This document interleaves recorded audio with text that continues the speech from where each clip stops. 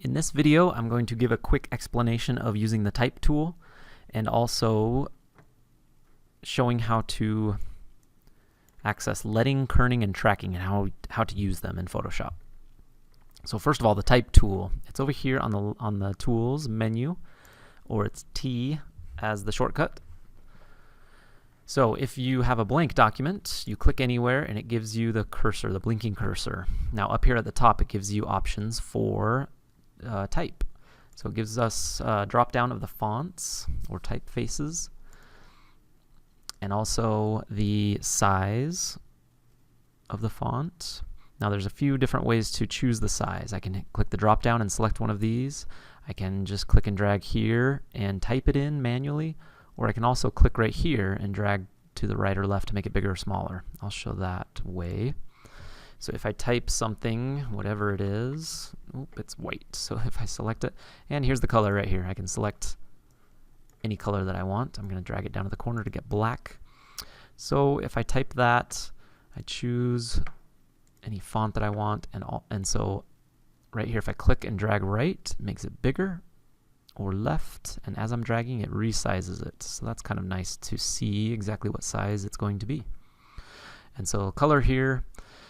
Now, I can't click out of that. I have to click this, either check yes or say no, I don't want that. So I'll finalize that. And now it makes a new layer for me. And so another two ways to select it after I've typed it. I can click anywhere in the font, in the text, and then I can click and drag to select it, or do a Control A to select all of it. Or if I know which layer it is, I can just double click on the T here and it selects all of it. And then I can make changes, color, font, size, any of that. So that is the text, the type tool. Now, if I have lots of text on the page, really any object, but with text I use this quite a bit, more than anything else, because there's every time I type something, it gives me a new layer. And so rather than finding the text on a certain layer, I like to come up here and, let's see, I'm going to select my Move tool.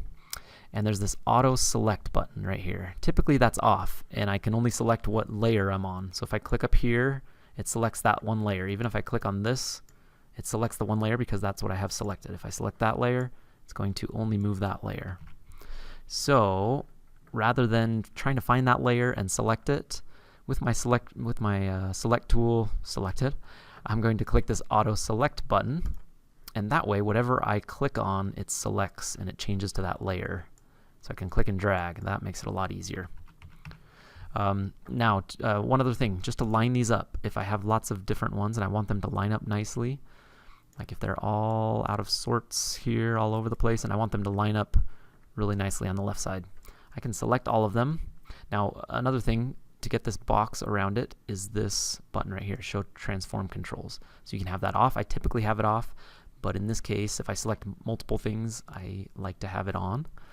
So I'm going to hold down Shift on the keyboard and click each one of these that I want to line up on the left side. Still holding Shift. Now I can let go. And then it gives me these align options, which these are awesome for design. So right here, it's telling me that it's going to line up on the left side. So if I click that, it lines everything up perfectly on the left. Okay, another thing I can do is if I want to line up the titles right here, I can select that one, hold down Shift and select the other. So I've got these two headings selected, and there's a top, align top.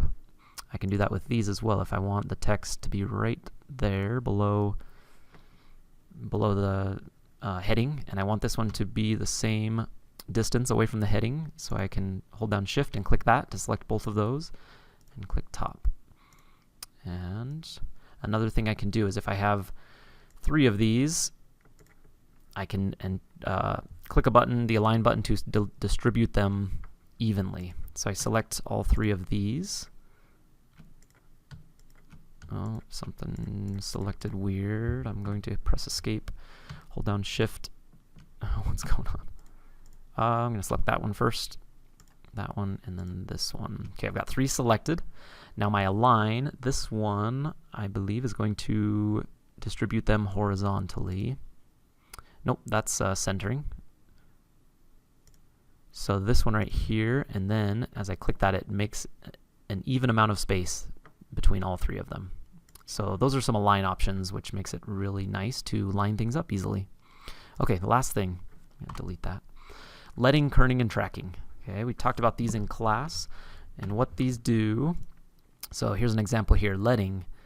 I have both of these in the same box, both of these lines, and this word is going, it's got a negative letting because it's going on top of the next line.